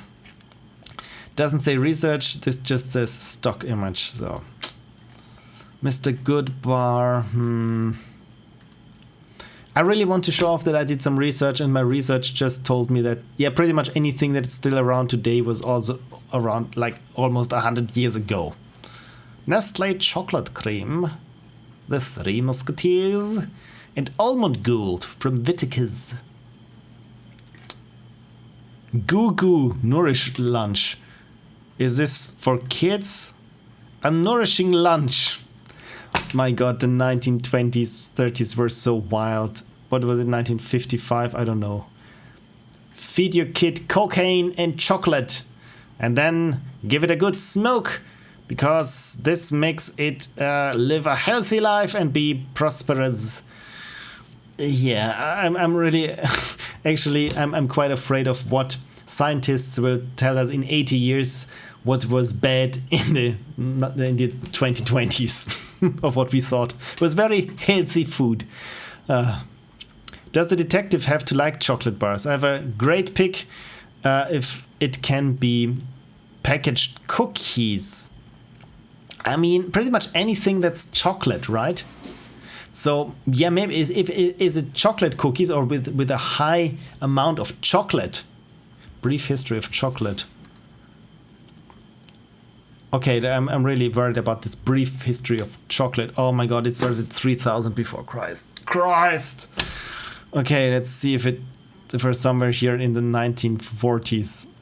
So there we go. 1879, 1936, there we go. 1970. Nothing happened in between there. Okay, so yeah, this was not good. Digital Shape, please hit me with whatever chocolate cookies you have while the automated unicorn loads something on a Commodore 64. Chocolate cake, maybe. Or chocolate cake. Hydrox cookies are the predecessor of the Oreo. Hydrox, my god, this sounds like a cleaning product. Hydrox. Cookies, Canada. Hydrox. Big plans for comeback. Oh, I shouldn't be reading this like. But Hydrox cakes. This is good. Do you have something there from the 1940s? Hydrox's comeback. How the internet revived. Nothing on earth beats Hydrox. Thanks Fox News for solid reporting. Hydrox cookies. Let's say 1940s. Vintage Hydrox cookie. Okay, so I think this is wonderful. Remember old school packaged Oreos? There we go, 1948. This was the wrong link, but there we go. It's the same thing, pretty much. So 1948 Sunshine Hydrox cookies add English style sandwich. This is an English style sandwich, my god. I don't know what the English eat, but it's probably not this. Okay, I'm on a tangent again. You know what's weird? That English people call so many things pudding, which are clearly not pudding. A pudding is something that's wobbly and sweet and usually looks like it has this little flower appearance, or it's something that's a little bit tapered, it's wobbly, and ideally tastes of jelly or vanilla or something. British people call anything a pudding, especially if it includes weird things like meat or dried blood. I don't get it. Tangent over. Okay, so let's say Sunshine Hydrox original cream-filled. I couldn't care. Okay, there are still 2 more bars left. There's still enough cookies left, but they're all half melted together. As I understand it, pudding is originally boiled fat, says Frank. Oh my god, thanks for researching it and taking out the fun of pudding, because now it's now every time I enjoy a nice vanilla or chocolate pudding, I think of actually it's dry, just melted fat. Thank you. You can add blood or sugar to it, but it has to be boiled fat. So it's a French boudin. Oh, it's so gross. So yeah, thank you Automated Unicorn for sparkling up this. Lose weight and like it. Florida grapefruit. Yeah, if I just eat a grapefruit, but I don't think that I like just eating grapefruit. Ham steak. My god, the 1950s were so weird. Okay, there are still enough cookies left, but they're all half melted together and have seen better days. So have you. You separate some from the pack. Separate some hydroxes cookies. There's still enough. Yeah, maybe we can just sprinkle it in somewhere else, but I just need to hydrox. Again, it sounds like something that you clean up ugly stains with. Either that or it's good for your blood sugar. Well, this is also good for your blood sugar, come to think of it. Chocolate pudding, I believe, is the only pudding in the modern sense. It is, and it should stay that way, and we don't look back to the times where just boiled fat was pretty much anything that's... Oh my god, this is so gross. Thank you so much for your research. This is something I can't tell my wife because we enjoy pudding really a lot. Now I can't stop thinking of it. My god, you have ruined me. But black pudding is an... When I first thought of black pudding, I thought, it's probably chocolate pudding. Spoiler alert, it is not. You separate some... Oh, by the way, I have a typo here. You separate some cookies from their family and eat them. And...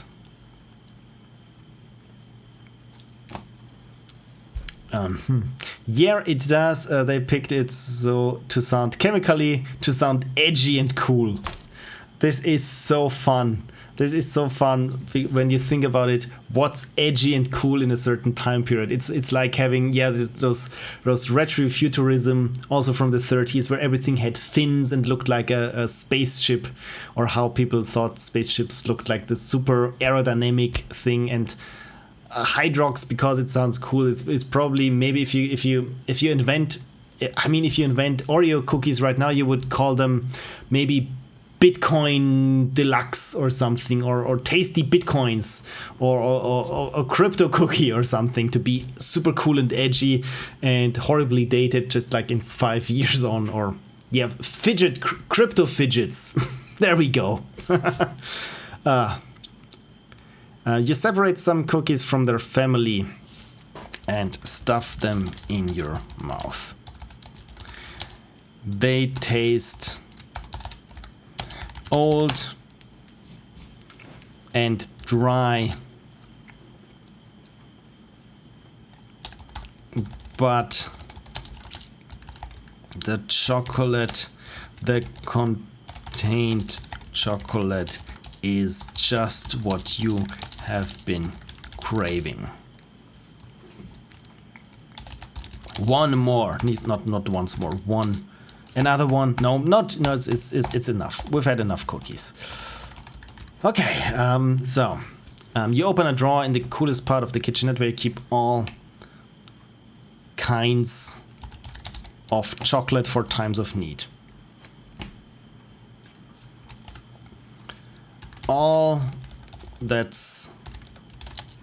This is the wrong apostrophe. All that's left are...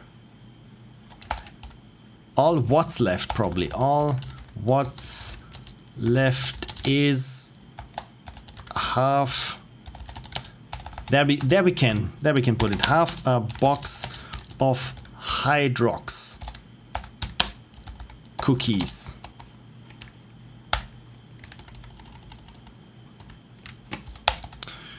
Comma, all half melted together.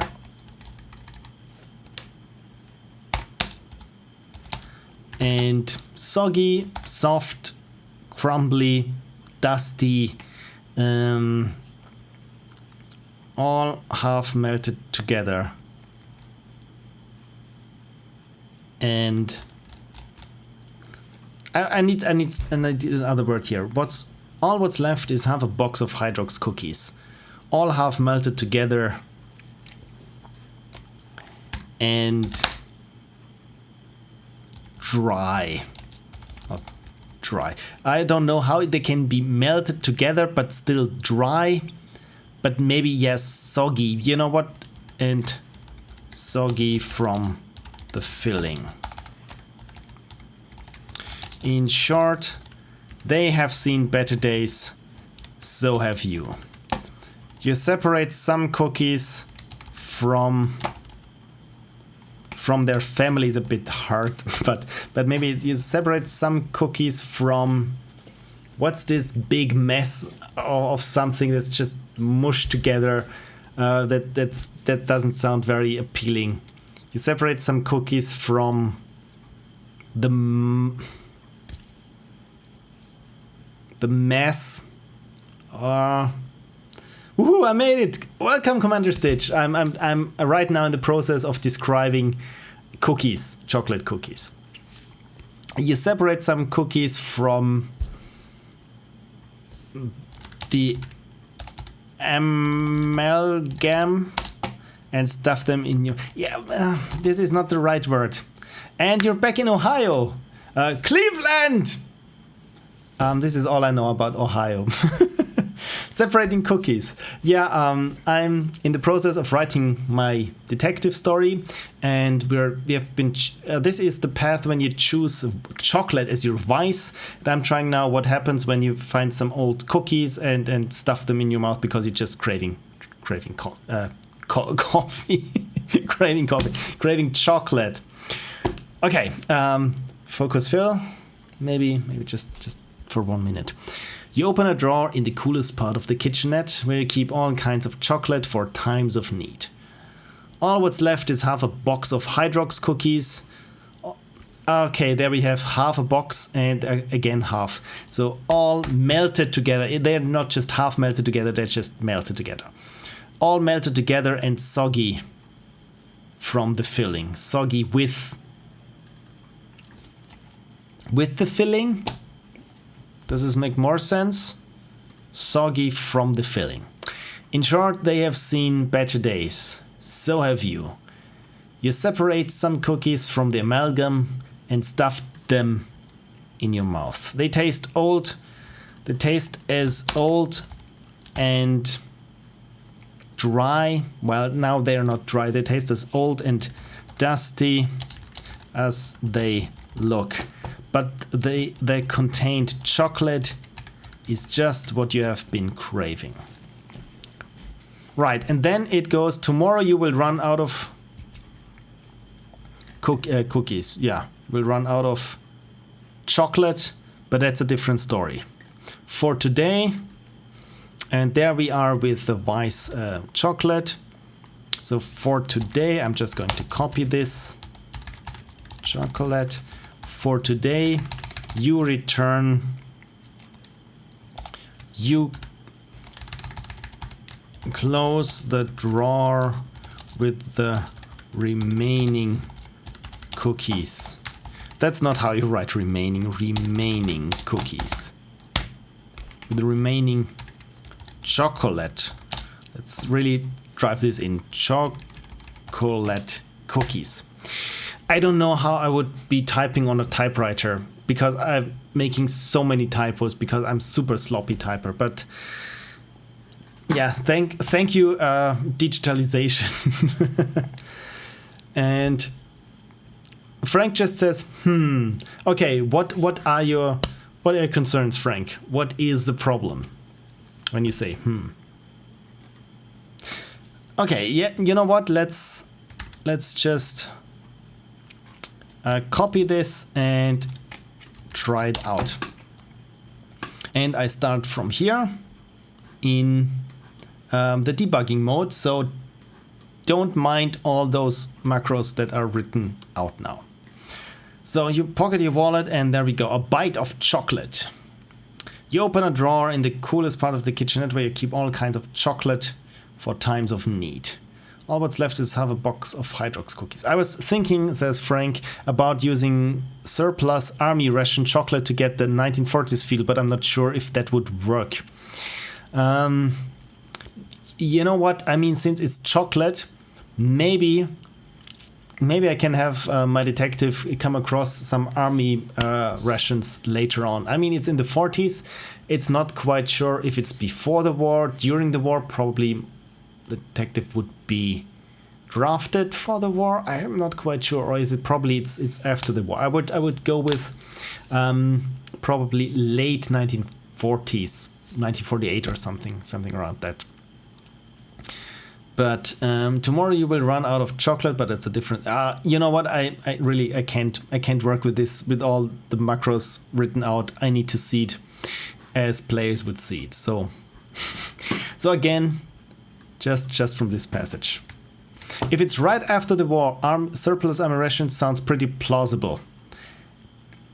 I think yeah, this would make sense. So maybe I mean, what I have in my story right now is whatever you pick, it says tomorrow you will run out of coffee, tomorrow you will run out of cigarette, tomorrow you will run out of cigarette. Oh no, it's just a quick cigarette there, it makes sense. You will run out of tobacco, but that's a different story.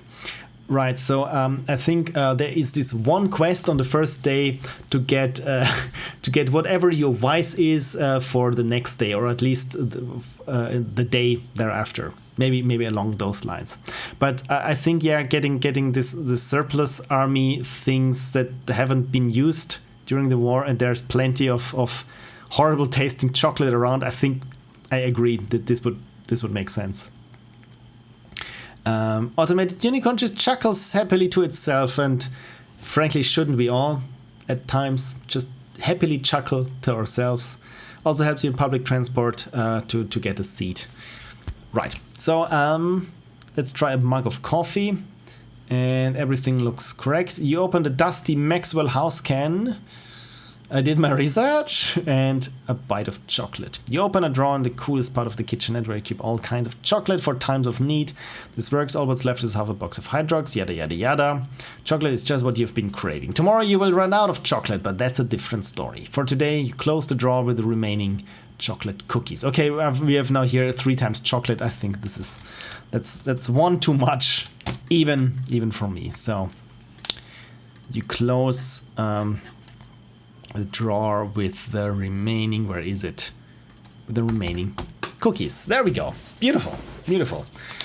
So this has been 2 hours now of streaming, and all what we did was one little bit of debugging and exchanging tea for coffee. And of course, wonderful tangents about the language. I'm going to eat some chocolate. You know what? Frankly, I'm also feeling the craving for chocolate now, because I've been looking at so many chocolate, talking about so much chocolate. Maybe I still have a Snickers around. Fingers crossed. But first, water, because it's healthy. God. I don't know what I did to my back, but it's probably my neck, and now it's this one muscle that goes from the neck straight down across my shoulder. I don't know. I've annoyed it in a sense, and it really hurts when I turn my head. I just realized it. Yeah, hopefully it's not one from the 1940s. Yeah, you never know what kind of Snickers they sell me around here, but I hope not. It said it got peanut butter there, and this is something that I really came to enjoy. Americans, for some reason, enjoy putting peanut butter in candies. This is something that's relatively new here in Europe. You don't have a lot of this. I think some of the stores here started stocking some Reese's Pieces, but they taste horrible for some reason. But now there were some Kit Kats with peanut butter last year, and now there's Snickers with peanut butter, and I really like it. But yeah, again, peanut butter is something super American, and I think many Americans grew up with peanut butter and jelly sandwiches. None of us here. Same thing with Halloween, which only has been around for like also 10, 15, maybe 20 years, but we didn't have Halloween here. It just traveled from all the TV shows and movies, essentially. Yeah, it's cultural appropriation. That's what's going on. In America, we like putting peanut butter in everything. And I think 10, 12, no, it's longer, 15 years back, I got myself from the American store that was in my hometown, one little shop that just stocked imported goods, and I got my first Jif, and it's not the animated kind, but it's the one with the J, the Jif peanut butter, and I also started putting it on everything, and it made everything better. And this is the equivalent that we have here in Austria, which is called Maggi, which is it's not. I mean, it's related to a soy sauce. It's just it's liquid spices in a sense. It's super. I think it's fermented or something. But this is also something because it's salty. It's fat. It's got a lot of spices in there. You can put it on pretty much anything, and it tastes better. But of course, it's also not very healthy. And what, maybe I can find it. Maybe some of you have seen it, what this is. Maggi is an international brand of seasonings. Yeah, this is the good stuff. Yeah, no cookies, thank you. Again, it feels so wrong saying no to cookies. By the way, I've recently looked at the barbecue sauce section in our store where we usually go, and there was this one sauce that had its typography all in black letter. The cap was a skull, and the name of the brand was End of Sanity Tabasco sauce, and it wasn't there anymore. Apparently, someone really ended something. But I really wanted to make a picture of it because it's End of Sanity, because it's so hot. Right. Again, I've lost completely track of where I was, but it's okay. What I wanted to do is here the first chapter title, where it just says chapter title, chapter 1, and the name of the chapter, and I just add a new class to the body that is chapter. This is why everything turns white. This thing here, and then we are here at the office building, and my idea for this kind of story, of game, essentially is to have maybe multiple different cases that are maybe interlinked, maybe not. It's more like a TV show, essentially, where it just can play different episodes. And so each episode has its own chapter title.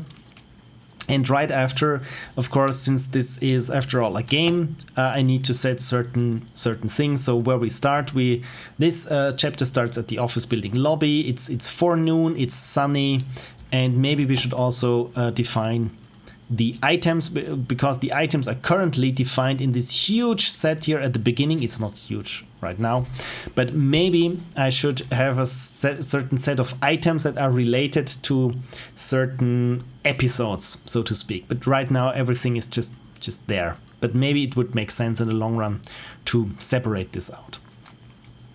Right. Oh, of course, there is something at the end that is in item locations, because since this is just defining here the items, of course, I need to put the items somewhere. And this items locations just says where you can find things. For example, here the item containers is where it says the content of the wallet, and the content is just an array, is the license and the train ticket. Right now, I have no way of displaying what's inside of a container. I have no way of taking it out, but maybe at least the game could keep track of if something is a container that is in your inventory, and then you have it at your disposal should you need it. Right, and the item locations is pretty much everything that the game has or starts you out with is in the apartment. Beautiful. Yeah, just to clarify what's happening. Right, so cool. So we first started here creating our character, setting their initial stats just by choosing different paths. And at this point here with the chapter title, we can be sure that the player has their wallet with their train ticket and their detective license, their gun, and the keys to their office.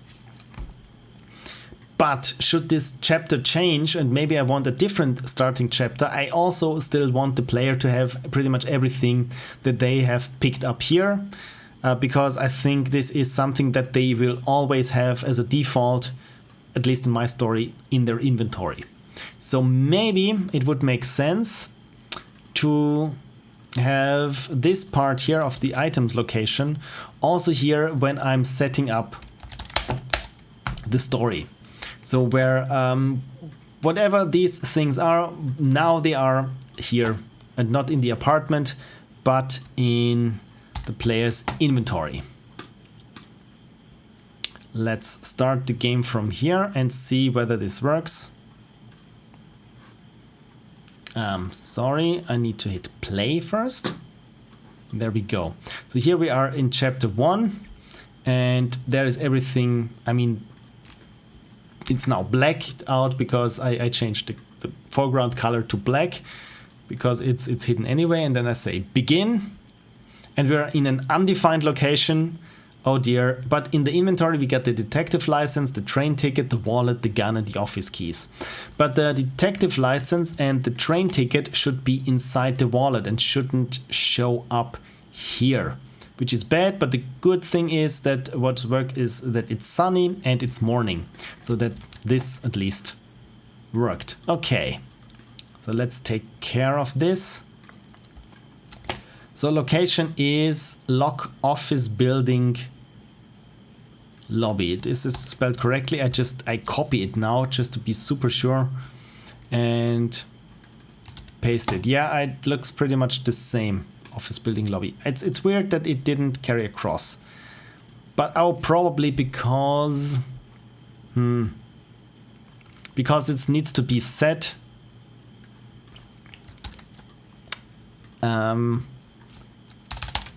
after the chapter title. So let's try this. What happens when I set it after the chapter title? And thanks for feeding the unicorn, Frank. So here it's already in the inventory then. Okay, so I thought when I begin here, then the location should already be defined and so on and so forth. But yeah, this didn't quite work. So location is office building lobby. I don't understand why the location is now undefined, where I clearly set it to lock office building lobby. Is it not okay to have an underscore? Is this the problem? Let's take out the underscore here and also the underscore there. Office building lobby. Is there any? No, those are all valid JSON words. Right. Let's bring it here. Begin. And location is still undefined. I don't understand it. Location is location office building lobby. Let's try location apartment. Let's try. Maybe there was just a problem with this office building lobby. My God, it's debugging text. Undefined. Location is undefined. Okay, plan B. Where does the sidebar get the location? Sidebar names, that's location. There we go. So sidebar switch weather. So location is print location. Okay, let's say print then. Maybe because it's a naked variable, but maybe it's not. I don't know. Let's give it a try. Begin undefined. Okay, it would have been a bit weird if it had worked, but yeah, okay, there we go. So wallet, train ticket location, license location. I mean, it would be the wallet essentially, but yeah, never mind. We're having different problems now. There is something wrong with this set location, and I clearly don't see what the problem is. Location, is this spelled correctly? First thing to debug. Set location is location office building, what was it? Lobby, right? Office building lobby. Right, yeah. I don't know what is wrong here. Begin, location, undefined. Okay, so locations must be defined before items. Location, and here we're going to set the first time the location to location apartment. So even if I'm just starting the game, this story init should run, no matter if I started here with the intro or if I started here on the chapter title. This story init should always run. So I don't quite understand why location is undefined. Probably because I set location somewhere to something else. This could be the problem, maybe. Let's just make sure. Okay, DB locations, office building lobby. Okay, I've just pasted it. Maybe it works now. No, it's still undefined. Okay, so let's find location. This was not finding, so I'll just copy it and paste it in my notepad and location. There we go. Location is location apartment and nowhere else. Oh, you know what? I can just look for location pretty much everywhere. Okay, so we got location here in the story init. This is what we know. Then we got location here in the intro, where I'm setting location to, again, location apartment. Then I got location here in the debug snapshot. I'm also setting it to apartment. And here in SB location, okay, so there is location and it's not being set. Okay, what's in office building? This is just locations at office building lobby, right? Okay, SB location 1. It looks to be that the problem is here. So print location. No, it's just prints the location. Again, and it's undefined.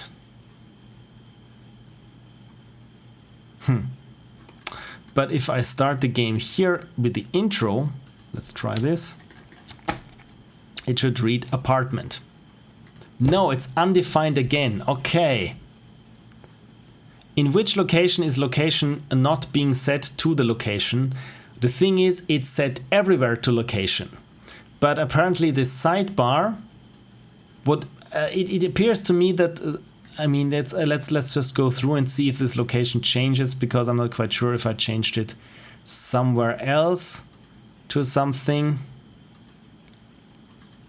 But oh, of course, now here it says first nick last, because somewhere I still include the debug snapshot. So let's take this out.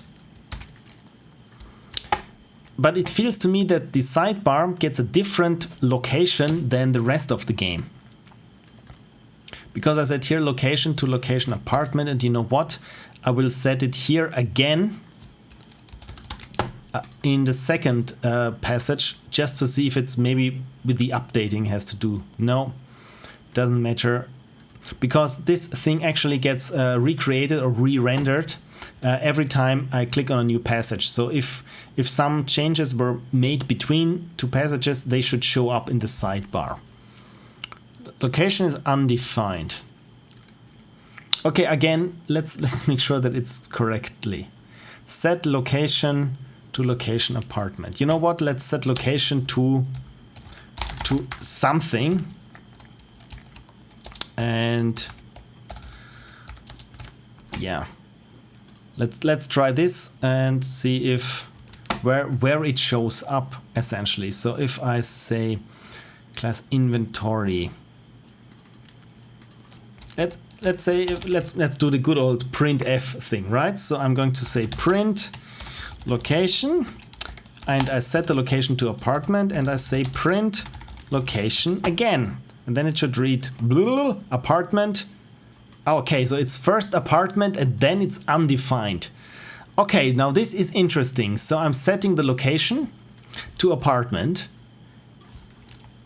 and you know what? Now let's set location to other. just for testing purposes. Okay, we're getting somewhere. So it's other, and then it's also other. So now it's, wait, is it still undefined? No, now it's other. Now it's other. This is weird. So apparently setting the location to $location apartment. Let's try this. It's undefined. Okay, so I think the problem is that the object with the locations, this one here, for some reason is not present when we need it. So I say print location, update bar, location. Okay, what does update bar? It actually should update the sidebar. And just replace the story banner with the story banner and the caption with the caption. So essentially it just re-renders this thing here. And now it's undefined, undefined. But why? Here we have include DB locations. Is this spelled correctly? DB locations. I'm going to copy this now. I mean, it worked before. And location is lock apartment. Does it ignore the last comma in JSON, the location definition? I mean, let's check this, because yeah, sometimes JSON can be super picky if there is a comma right at the end. But so far, I don't think that this was a problem, but let's take it out anyway. Maybe this fixes it, but yeah, it only has been a problem when I was parsing JSON with some other things. No, it still says undefined, undefined, undefined. But you know what, let's keep it that way, because it's the correct way anyway. Apartment, so it's set $lock, and you need this $sign for variables that are global in SugarCube. So when a story gets initialized, I'm going to set the stats object to perception, knowledge, eloquence, and so on. Then I'm including the location, which is this. And from there on, it should not be undefined anymore. And there in the debug snapshot location, yeah, I can return to what it was before, because this doesn't get run. Anyway, you know what? I will change this location here. I will change location here when we're beginning to not known. Then we will see where it starts me out with. So it's still undefined, undefined, undefined. Why? This worked before. This worked before. So set look. Oh, okay. So here I'm setting location to apartment. You know what? I'm printing the location. Then I'm setting the location to apartment. I'm printing the location again. I'm updating the sidebar, and I'm printing the location again. So maybe at this point. Oh, hi, Serious Sloth. Thank you so much for dropping by. I'm debugging now SugarCube. So it's correct. It's not known, but then it's undefined, undefined, and here it's also undefined. And what happens here is when I'm trying to set the location to location apartment, again, apartment, this is undefined. I mean, yeah, this is what we've known already. So let me close all this and start Twine anew. Still research cookies open. And yeah, maybe it was just a Twine bug. Let's try to run this. Maybe there was just a bug. And no, it was not a bug. I can already see it. Not known, undefined, undefined.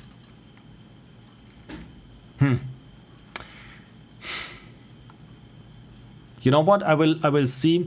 Is the $lock available there? Missing, include, or similar? The thing is, if it's in the story init and it's included there, it should be visible everywhere. I think the only problem that I have is somewhere in between after this include and before I'm setting it again, this $lock gets undefined. And you know what? I think this might be the problem. So I'm just going for lock, and here in the story init says $location is not known. So match also the case. Lock apartment, intro, lock apartment, debug snapshot, lock apartment, mirror, lock I, you pocket your wallet. Okay, this is show items. This also has to do with lock. Environment, item locations, inventory where get all object. Okay, this makes sense. Maybe just lock equals. Maybe there are there are two definitions, it appears. An undisclosed location. Yeah, and this one. Okay.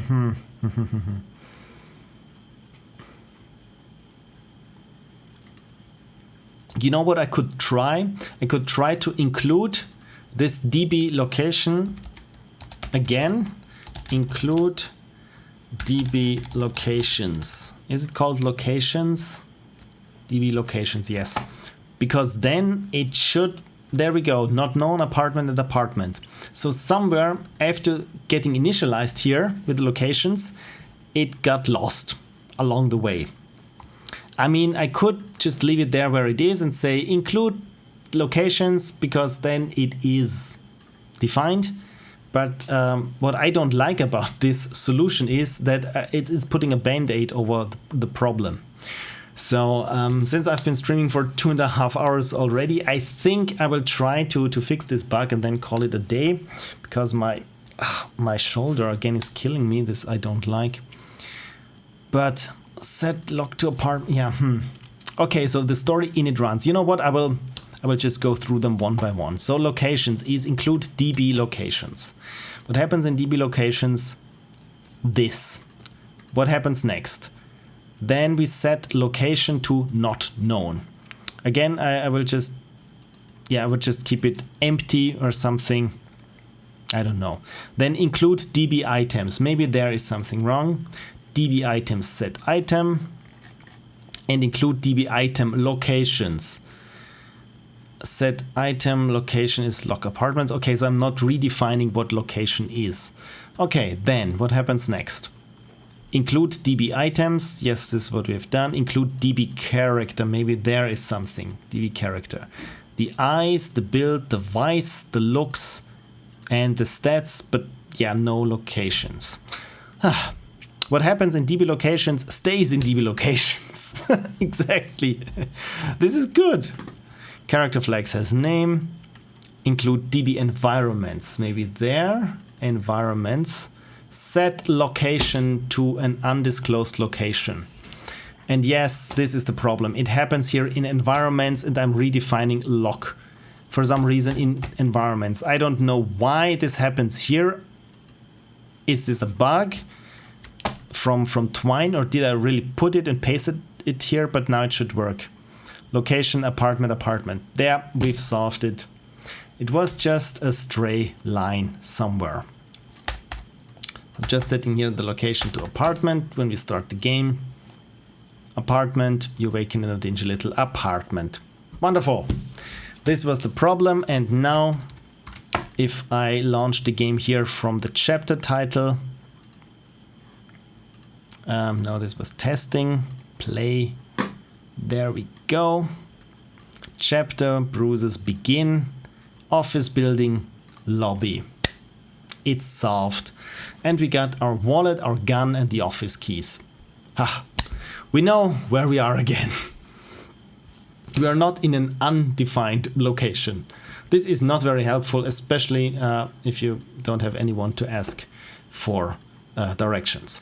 Right, okay, so again, I didn't make a lot of progress or any progress at all, but now our code base is a bit more stable, and I've nudged the nodes around a bit more than usual, and we've changed our vice of tea to coffee and did some research and set up here the next the next chapter essentially.